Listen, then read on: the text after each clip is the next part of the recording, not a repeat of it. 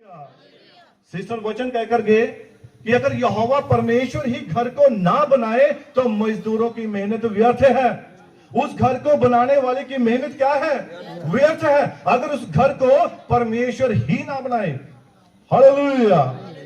परमेश्वर कहता है, जब हम यशायाह की पुस्तक 55 आयत पढ़ते हैं, वहां पर 8 या 12 में लिखा हुआ है, वहां पर परमेश्वर का वचन हमें यह बताता है, परमेश्वर कहता है मेरे विचार और मनुष्य के विचारों में जमीन आसमान का अंतर है।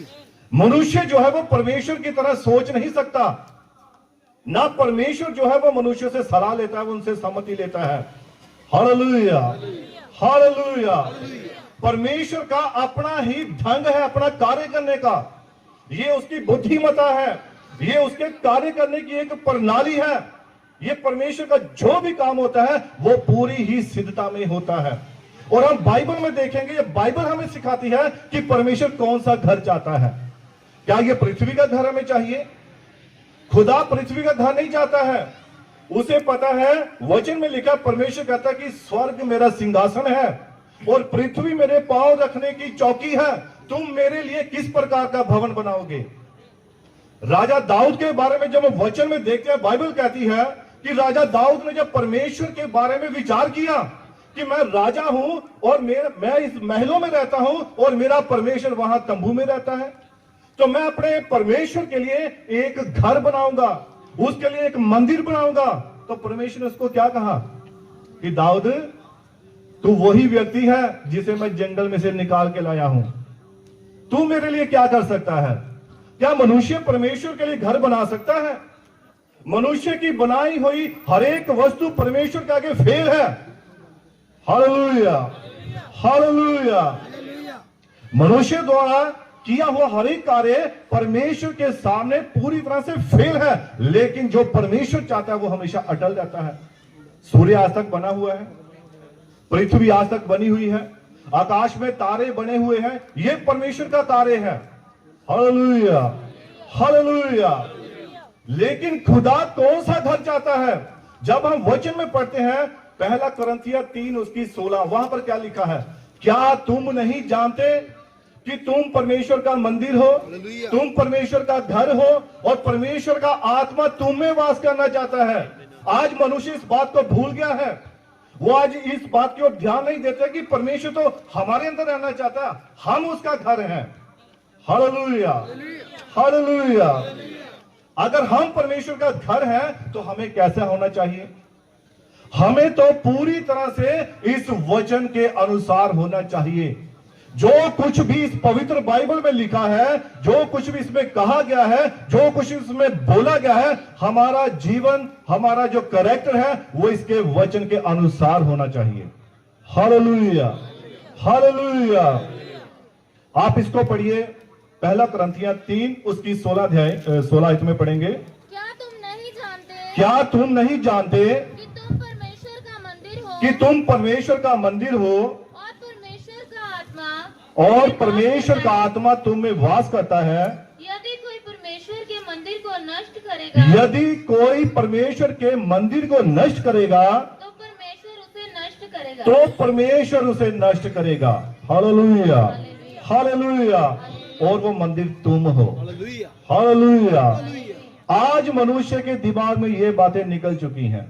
आज मनुष्य अपने इस बॉडी को अगर चाहता है तो वो इसको जिम में जाता है, कसरत करता है, इस बॉडी को बनाता है, वो ताकतवर बनना चाहता है, महंगे महंगे कपड़ों से इस शरीर को सजाता है, अलग अलग प्रकार से इस शरीर को सजाता है। लेकिन परमेश्वर कैसे चाहता है? वो चाहता है कि उसके वचन के द्वारा उसके लोग सजाए हुए हों। Hallelujah, hallelujah. ये दुनियावी बातें परमेश्वर के सामने बिल्कुल शून्य है, जीरो है। परमेश्वर नहीं चाहता, वो चाहता है कि मेरे लोग वो इस वचन के अनुसार अपने घर को बनाए। Hallelujah, hallelujah. आप जानते हैं कि घर को संभालने वाला एक सबसे बढ़िया शख्स होता है, और वो जानते कौन है? वो घर की औरत होती है, पत्नी होती है। और बाइबल कहती है घर जो है वो बुद्धि के द्वारा बनता है। घर जो है बुद्धि के द्वारा बनता है और समझ के द्वारा स्थिर रहता है। हालेलुया। और बाइबल कहती है कि जब हम नीति वचन उसका 31 अध्याय पढ़ते हैं तो उसकी 10 आयत में आप पढ़िए, मैं बताता हूं। एक औरत जो है उस घर को बनाने में उसका बहुत बड़ा योगदान होता है और उसके ऊपर उस घर का सारा जो है कार्य उसी के ऊपर सौंपा हुआ होता है। इसीलिए उस औरत को इस वचन के अनुसार पूरी तरह से सिद्ध होना चाहिए। हाँ पढ़िए आप। भली पत्नी कौन पा सकता है? भली पत्नी कौन पा सकता है? क्योंकि उसका मूल्य मूंगों से भी बहुत अधिक है। उसका मूल्य मूंगों से भी बहुत अधिक है। किसका? एक भली पत्नी का, एक अच्छी पत्नी का, जो अपने पति के प्रति वफादार है, जो अपने बच्चों के प्रति वफादार है, जो अपने कार्यों के प्रति वफादार है, जो सबसे बढ़कर खुदा के प्रति वफादार है, वो एक भली स्त्री है और उसका जो मूल्य है वो मूंगों से भी अधिक है। मूंगे जानते हैं मूंगे क्या होते हैं? ये समुद्र के नीचे एक बहुत महंगा एक पत्थर होता है, जो सबसे महंगा पत्थर होता है। लेकिन बाइबल कहती है कि जो एक भली स्त्री है, भली पत्नी है, उसका मूल्य इन मूंगों से भी बढ़कर है, जो इस वचन के अनुसार अपना जीवन गुजारती है। हाँ जी पढ़िए आगे। उसके पति के मन में उसके प्रति विश्वास है। उसके पति के मन में उसके प्रति क्या है? विश्वास है। हाँ जी। और उसे लाभ की घटी नहीं होती। और उसे लाभ की कोई भी घटी नहीं होती है। हाँ जी। वह अपने जीवन के सारे दिनों में उससे बुरा नहीं वरन भला ही व्यवहार। और वह अपने जीवन के सारे ही दिनों में अपने पति से बुरा व्यवहार नहीं करती, बल्कि भला ही व्यवहार करती है। हाँ जी पढ़िए। वह ऊन और सन ढूंढ ढूंढ कर अपने हाथों से प्रसन्नता के 26 साथ। आयत से पढ़िए आप।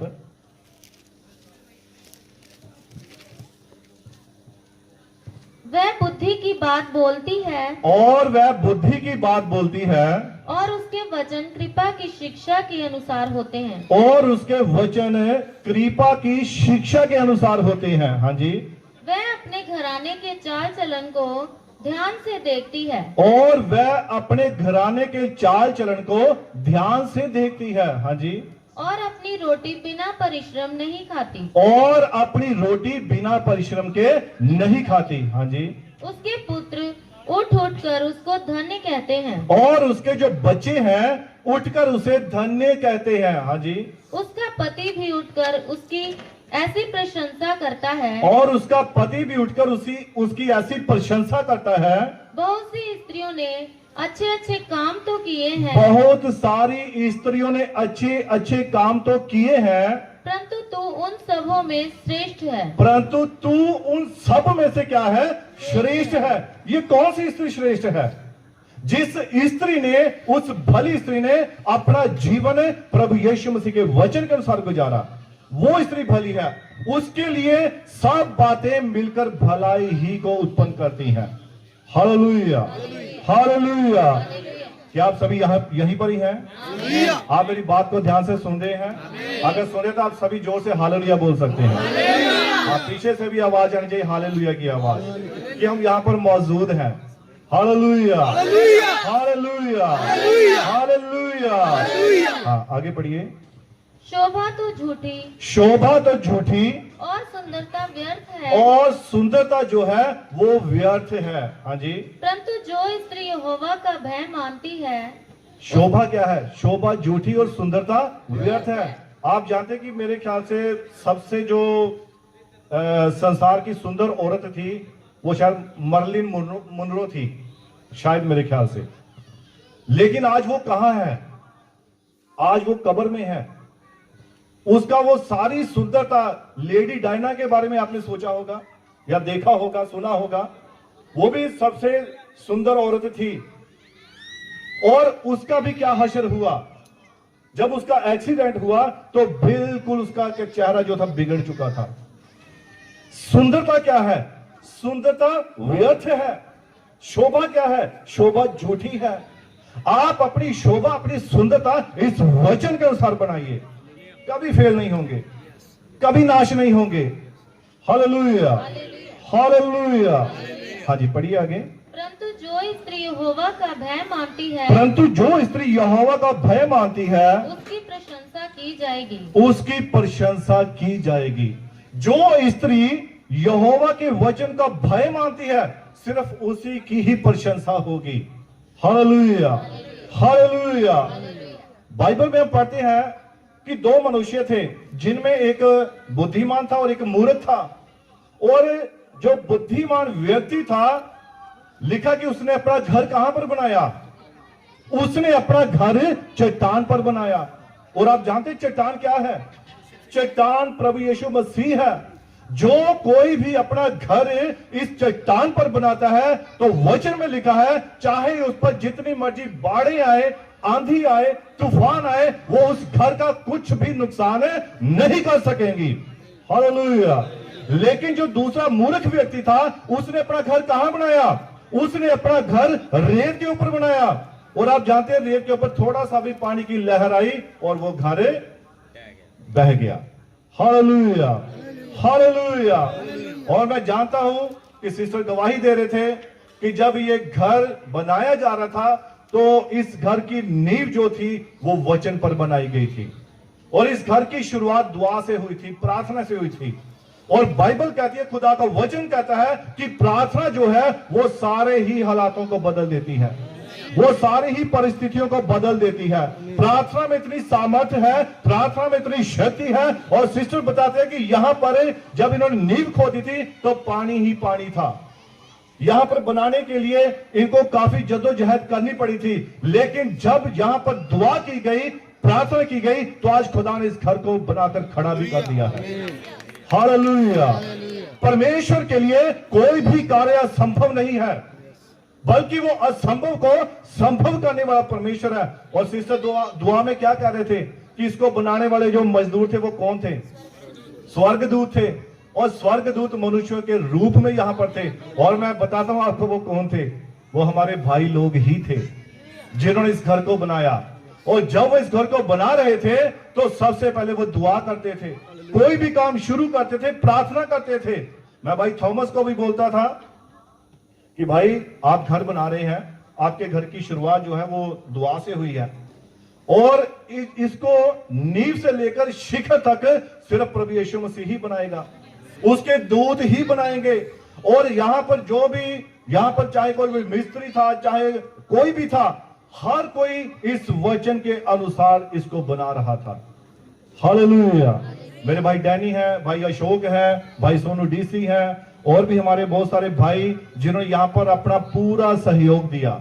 और इन्होंने यहां पर ऐसा काम नहीं किया कि ये कहीं पर कोई मजदूरी कर रहे हैं, उन्होंने इसे अपना घर समझकर बनाया।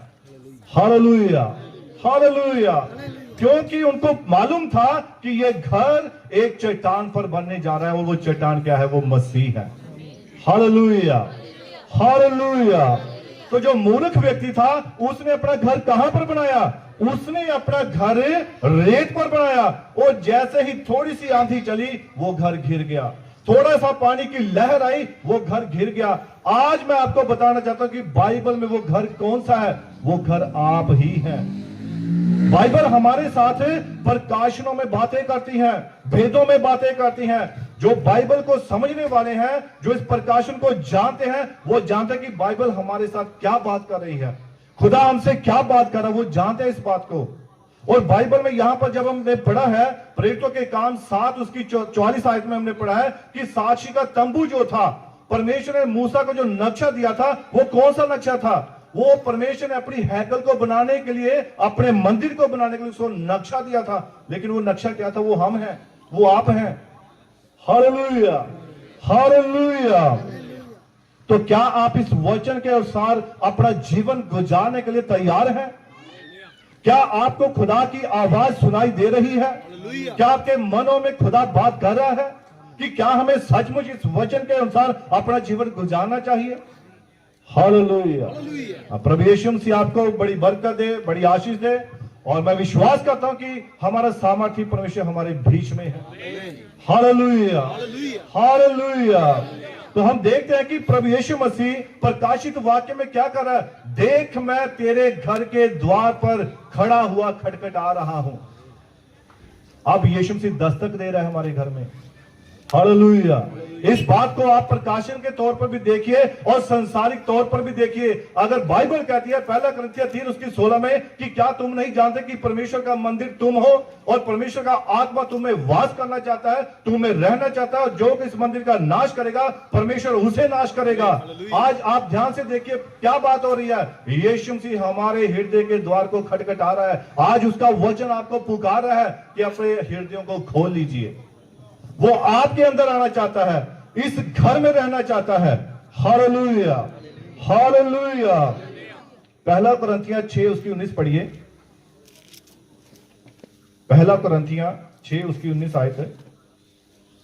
क्या तुम नहीं जानते कि तुम्हारी देह पवित्र आत्मा का मंदिर है? क्या तुम नहीं जानते कि तुम्हारी ये जो देह है वो पवित्र आत्मा का मंदिर है? हाँ जी, जो तुम में बसा हुआ है, जो तुम में बसा हुआ है और तुम्हें परमेश्वर की ओर से मिला है, और तुम्हें परमेश्वर की ओर से मिला है। हाँ जी, और तुम अपने नहीं हो, तुम अपने नहीं हो, क्योंकि तुम दाम देकर मोल लिए गए हो। क्योंकि तुम दाम देकर मोल लिए गए हो। आपका दाम चुकाया जा चुका है।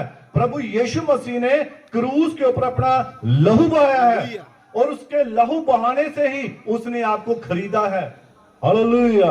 आप जानते हैं कि सारा संसार शैतान के वश में है। सारा संसार शैतान के वश में है, लेकिन जो उसकी दुल्हन है उसके ऊपर ये प्रकाशन है, वो शैतान को क्या करती है? शर्मिंदा करती है। Hallelujah, hallelujah, hallelujah. तो क्या तुम नहीं जानते कि तुम्हारी देह मसीह के रहने का स्थान है? अभी हम देखते हैं कि ये देह कैसे बढ़ती है, ये घर कैसे बनता है मसीह में। आप इसको पढ़िए, इफिसियों की पत्री 4:12 में। इफिसियों की पत्री 4:12 पढ़िए। जिससे पवित्र लोग सिद्ध हो जाएं, जिससे पवित्र लोग जो है वो सिद्ध हो जाएं, और सेवा का काम किया जाए, और सेवा का काम किया जाए, और मसीह की देह उन्नति पाए। और मसीह की देह जो है, अभी हमने पढ़ा कि मसीह की देह कौन है? वो हम है। उसका मंदिर कौन है? हम है। तो अगर मसीह हमारे अंदर है, तो मसीह हमारे अंदर है, तो अगर हमारी देह में उन्नति नहीं हो रही, हमारे जीवन में तरक्की नहीं हो रही, तो इसका मतलब मसीह अभी हमारे अंदर नहीं है। अगर हम दुआ नहीं कर पा रहे हैं, बाइबल नहीं पढ़ पा रहे हैं, चर्च में नहीं जा पा रहे हैं, तो इसका मतलब अभी तक मसीह हमारे अंदर नहीं है, हमारी अभी तक उन्नति नहीं हुई है। तो यहां पर हमने क्या पढ़ा है? एक बार फिर से पढ़िए इसको। जिससे पवित्र लोग सिद्ध हो जाएं, जिससे पवित्र लोग जो है वो सिद्ध हो जाएं, और सेवा का काम किया जाए, और सेवा का काम किया जाए, और मसीह की देह उन्नति पाए। और मसीह की देह है वो उन्नति पाए। हाँ जी, पढ़िए आगे। जब तक कि हम सब के सब विश्वास और परमेश्वर के पुत्र की पहचान में हाँ जी, एक ना हो जाएं, जब तक हम विश्वास और परमेश्वर के पुत्र यीशु मसीह की एक समानता में ना आ जाए, तब तक हमारे अंदर इस वचन को रहना चाहिए। Hallelujah, hallelujah. हालेलुया। हमारे अंदर, आप जानते हैं कि वचन क्या है? वचन एक बीज है, और जो हमारे समय के नबी ने कहा है, ये वचन रूपी बीज है, ये उत्पत्ति से पहले प्रभु यीशु मसीह ने हमारे हृदयों में डाल दिया हुआ है। हरि के हृदय में ये डाला हुआ है। लेकिन जो कोई इस बीज को पानी देता है, इस बीज को वो पालता है, पोषता है, उसका ध्यान रखता है, वो बीज उसके अंदर फलवंत होता है। और वो बीज क्या है? वो परमेश्वर का वचन है। Hallelujah, hallelujah. और जब वो वचन, वो बीज हमारे अंदर फलना शुरू होता है, तो हम मसीह की देह में दिनों दिन उन्नति करते जाते हैं, और एक दिन हम पूरी तरह उसकी समानता में आ जाते हैं। Hallelujah, hallelujah. तो आप क्या है? आप मसीह की देह है, और प्रभु यीशु मसीह का आत्मा आपके अंदर वास करना चाहता है। Hallelujah, hallelujah. हाँ, अभी हम देखते हैं कि बाइबल कहती है कि घर की बागडोर जो है वो एक औरत के हाथ में होती है। तो नीति वचन में भी हमने जैसे पढ़ लिया है कि जो भली स्त्री है वही उस घर को संभालती है, उस घर को चलाने वाली है, और उसको अगर बुद्धि की जरूरत है वो खुदा से मांगे, वो खुदा से मांगे, और खुदा उसको बिना किसी उलाना के देगा, और उदारता के साथ देगा, क्योंकि बुद्धि के द्वारा घर बनता है और समझ के द्वारा घर स्थिर रहता है।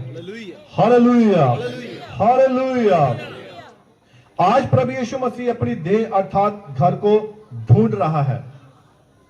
प्रभु यीशु मसीह आज अपने घर को ढूंढ रहा है क्योंकि मैं कहां पर अपना वास स्थान बनाऊं। एक बार एक शास्त्री, एक जो पढ़ा लिखा ज्ञानवान मनुष्य था, प्रभु यीशु मसीह के पास आया और उसने यीशु मसीह से कहा कि प्रभु यीशु, तू जहां रहता है मुझे बता।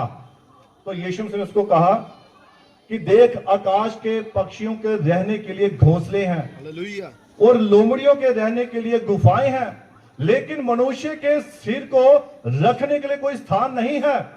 आप जानते हैं कि प्रभु यीशु मसीह उसका सिर्फ सर ही सर है, उसकी देह कहां है? उसकी दुल्हन है। वो यीशु मसीह अपने घर को ढूंढ रहा है। वो आज भी ढूंढ रहा भी कहां पर मैं अपने सर को रखूं, भी जहां पर मेरा घर है, कौन सी देह जो उसके वचन के अनुसार अपने जीवन को गुजार रही है, वहीं पर यीशु मसीह अपने सिर को रखेगा। Hallelujah, hallelujah. उसने कहा कि मैं अपना घर कहां पर बनाऊं? तो जहां पर प्रभु यीशु मसीह का सिर आता है वही उसका घर होता है। Hallelujah, hallelujah, hallelujah. पीछे तक समझ आ रही है आवाज? हाँ भाई, डैनियल पीछे बैठे हुए हैं, आपको समझ आ रही भाई? हाँ, खुदा बरकत है, आशीष दे। मसीह की देह तब उन्नति पाती है जब हम इस वचन के अनुसार अपने जीवन को गुजारते हैं। घर जो है वो बुद्धि से बनता है लेकिन समझ के द्वारा अस्थिर रहता है। यीशु मसीह अपना घर ढूंढ रहा है। कहां है मेरा घर? आज वो हर स्थान में हर व्यक्ति के पास जाता है। देख, तेरा प्रभु तेरे पास है, तेरा प्रभु तेरे पास आया है। वो हमारे अंदर ढूंढता है अपने उन गुणों को, वो अपने उन वचन को ढूंढता है, देखता है कि क्या इसके अंदर मेरा वचन है। अगर उसके अंदर उसका वचन होगा तो प्रभु यीशु मसीह वहां पर वास करेगा। तभी तो कह रहा है कि मैं तुम्हारे दिल के दरवाजे पर क्या कर रहा हूं? खटखटा रहा हूं, और जो कोई अपने दिल के दरवाजे को खोलेगा मैं उसके पास आऊंगा, उसके घर के अंदर जाऊंगा और उसके साथ क्या करूंगा? भोजन करूंगा। और वो भोजन है क्या? भोजन उसका वचन है। ये प्रभु यीशु मसीह के मुख में से निकले हुए उसके शब्द हैं जो कि वो हमारे साथ साझे करना चाहता है। आप जानते हैं आप इस वक्त कहां हैं? आप प्रभु के घर में ही हैं। ये उसका घर, ये तंबू जो है उसका घर ही है। जब आप उसके वचन को सुन रहे होते हैं, जब आप उसकी उपस्थिति में आ जाते हैं, वो परमेश्वर का घर ही होता है। और जब आप प्रचार को सुनते हैं, यानी कि वो प्रचार आप अपने हृदय में ले रहे हैं, तो आप उसके साथ भोजन कर रहे हैं। हालेलुया। आप जानते हो उकाब अपने बच्चों को भोजन कैसे करवाता है? वो अपने मुंह से जो भी उसके अंदर रोटी रखी, मांस रखा होता है, वो अपने बच्चों के मुंह में डायरेक्ट डालता है, सीधा उनके मुंह में डालता है। वो ऐसे नहीं करता है कि प्लेट में रख के सजाकर फिर लेके जाता, ले मेरे बच्चे ये खाना खा। उकाब क्या करता है? वो सीधा अपना भोजन जो है वो अपने बच्चों के मुख में सीधा ही डाल देता है। वैसे ही खुदा का वचन है, वो सीधा ही आपके हृदय में जाता है। और जब वो आपके हृदय में जाता है तो आपके अंदर खुदा के प्रति क्या आता है? विश्वास आता है। खुदा के प्रति आपके अंदर एक उम्मीद पैदा होती है। और आप जानते हैं कि हमारा जो सर्वशक्तिमान परमेश्वर प्रभु यीशु मसीह है। Hallelujah, hallelujah, hallelujah. दूसरा पत्रस 2 उसकी 5 आयत पढ़िए। अगर वो घर आप है तो इस घर में उस परमेश्वर के गुण भी होने चाहिए। हम उसके गुणों को देखेंगे। हाँ जी, पढ़िए। दूसरा पत्रस 2 उसकी 5। और प्राचीन युग के संसार को भी ना छोड़ा। दूसरा पत्रस 2 उसकी 5 आयत। हाँ, 1 की 5। इसी कारण तुम सब प्रयत्न का। अब थोड़ा ध्यान से सुनिए। उस देह में, उस घर में कौन से गुण होने चाहिए? अगर परमेश्वर हमारे इस बॉडी में रहना चाहता है तो परमेश्वर के गुण भी हमारे अंदर होने चाहिए। वो गुण कौन से? आप ध्यान से सुनिए। हाँ जी। इसी प्रकार तुम सब प्रकार का यत्न करके अपने विश्वास पर सद्गुण। इसी प्रकार तुम सब प्रकार का यत्न करके, पहला गुण क्या है? सद्गुण। अब दूसरा क्या है? हाँ जी पढ़िए। और सद्गुण पर समझ, और सद्गुण पर समझ, और समझ पर संयम, और समझ पर संयम, और संयम पर धीरज, और संयम पर धीरज, और धीरज पर भक्ति, और धीरज पर भक्ति, और भक्ति पर भाईचारे की प्रीति, और भक्ति पर भाईचारे की प्रीति। हाँ जी। और भाईचारे की प्रीति पर प्रेम बढ़ाते जाओ। और भाईचारे की प्रीति पर प्रेम बढ़ाते जाओ। हाँ जी पढ़िए आगे। क्योंकि यदि ये बातें क्योंकि यदि ये वाली बातें तुम में वर्तमान रहे तुम में वर्तमान रहे और बढ़ती जाएं, और बढ़ती जाएं, तो तुम्हें हमारे प्रभु यीशु मसीह की पहचान में निकम्मे और निष्फल ना हो तो तुम्हें प्रभु यीशु मसीह की पहचान में कभी भी निकम्मे और निष्फल ना होने देंगी। Hallelujah, hallelujah. ये जो गुण है विश्वास से लेकर भाईचारे की प्रीति, ये उस बॉडी में, उस घर में जो कि खुदा का घर है, वो क्या है? वो आप हैं। कि क्या तुम नहीं जानते कि तुम परमेश्वर का मंदिर हो? परमेश्वर का आत्मा तुम में रहना चाहता है। हालेलुया। लेकिन आगे एक बात और लिखी हुई है, जो कोई इस मंदिर को नाश करेगा परमेश्वर उसका नाश करेगा। अब बहुत सारे लोग इस घर को नाश पता कैसे करते हैं? बहुत सारे लोग बड़े ही आसान तरीके हैं इस घर को नाश करने के। झूठ बोलना, चोरी करना, चुगली करना, निंदा करना, एक दूसरे की बुराई करना, ये सब इस मन के, इस घर के अंदर से निकलते हैं। और सबसे बुरी बात शराब पीना। जब हम शराब पीते हैं तो बाइबल कहते हैं कि शराब के बारे में इसने बहुत बुरी तरह से डांटा है उन व्यक्तियों को जो शराब पीते हैं। जब हम देखते हैं कि आप इसको पढ़िए नीति वचन में 23 उसकी 29 आयत पढ़िए, जो कोई इस मंदिर को नाश करता है परमेश्वर उसका नाश करता है। तो बहुत सारे व्यक्ति शराब के द्वारा, नशों के द्वारा, गलत गलत तरीकों से इस मंदिर को नाश करते हैं। आप पढ़िए इसको। कौन कहता है हाय? कौन कहता है हाय हाय? हाँ जी। कौन कहता है हाय हाय? कौन कहता है हाय हाय? कौन झगड़े रगड़े में फंसता है? कौन झगड़े रगड़े में फंसता है?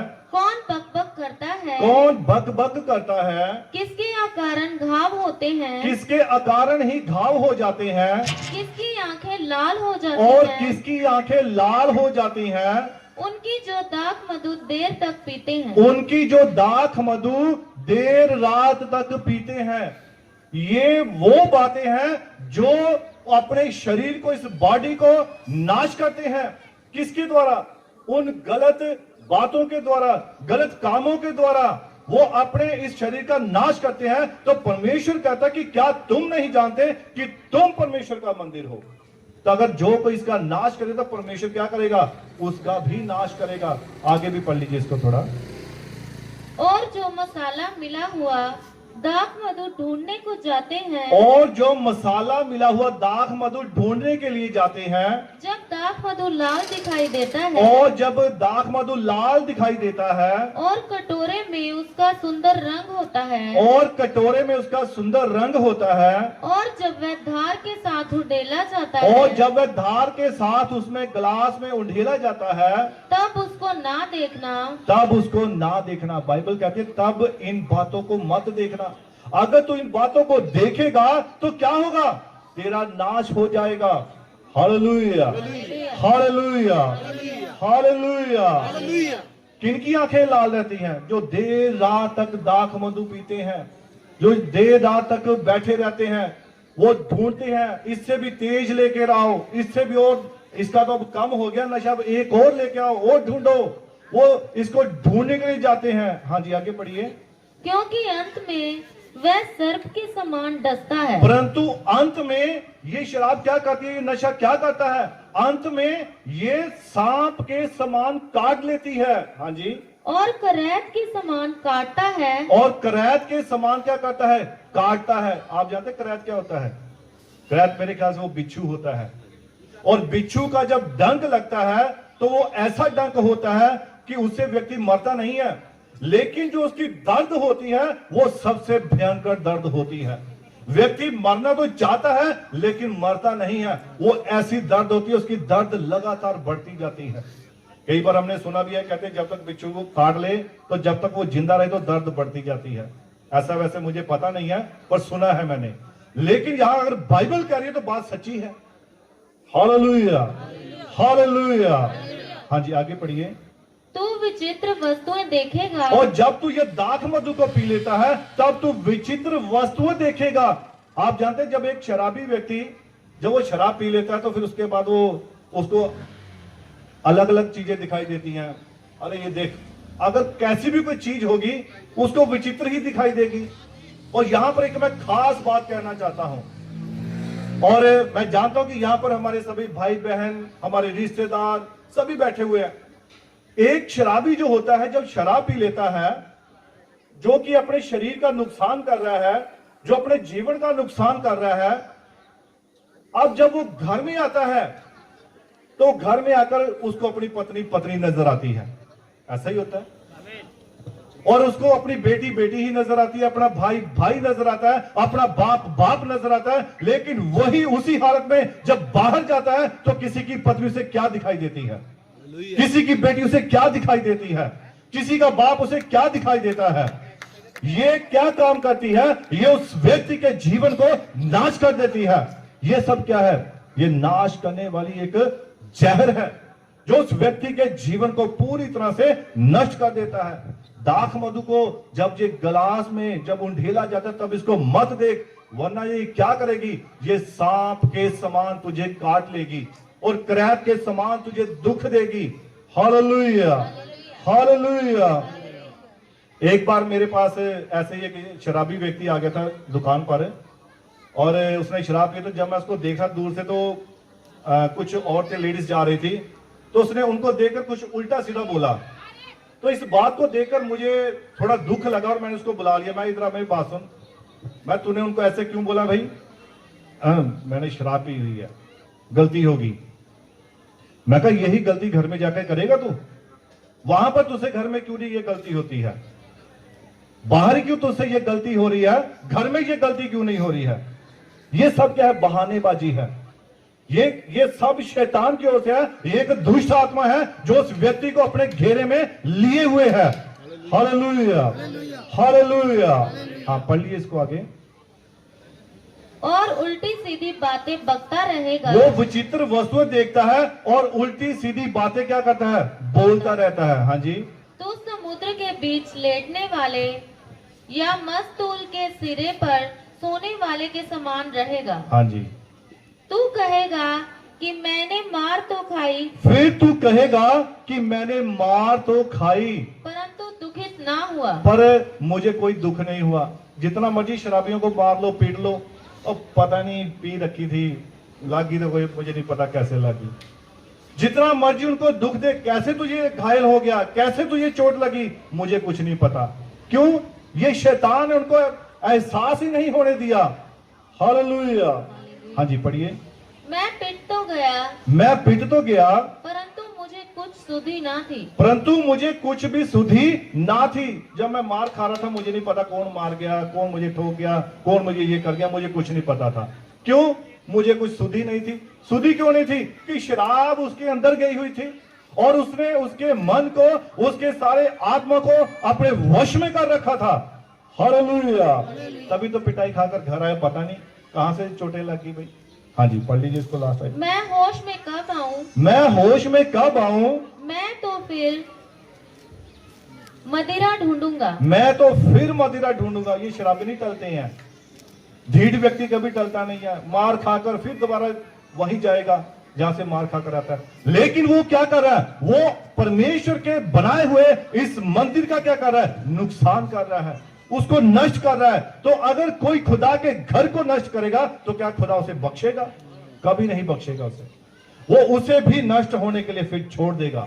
Hallelujah, hallelujah. परमेश्वर हाथों के बनाए हुए घरों में नहीं रहता। परमेश्वर तो अपने वचन के द्वारा बनाए हुए उस वचन के घर, जो घर बनाया है, जो स्वर्ग में हमारे लिए तैयार किया गया है, परमेश्वर उसमें रहना चाहता है। हालेलुया।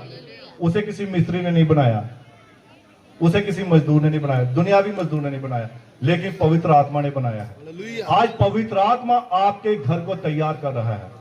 वो आपको तैयार कर रहा है अपने वचन के द्वारा।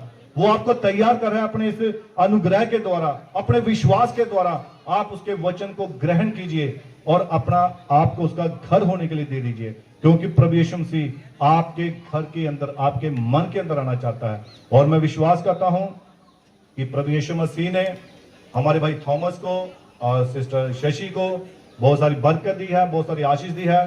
संसारिक तौर पर हमें इन सब वस्तुओं की जरूरत होती है, संसारिक तौर पर हमें इन सब वस्तुओं की जरूरत होती है, घर की जरूरत होती है, गाड़ी की जरूरत होती है, और हमें और भी बहुत सारी वस्तुओं की जरूरत होती है।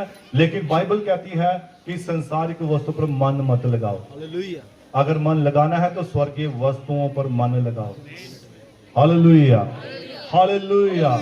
तो प्रभु यीशु मसीह हमारे भाई थॉमस को और उनकी पत्नी शशि को बहुत सारी बरकत दे, बहुत सारी आशीष दे। और मैं चाहूंगा कि वो थोड़ा आगे आ जाए तो हम उनके लिए प्रार्थना करेंगे कि प्रभु यीशु मसीह इनको, इनके पूरे परिवार को अपने अनुग्रह में और अपनी कृपा में बनाए रखे। भाई संजू आगे आ जाएंगे, मास्टर जी आगे आ जाएंगे।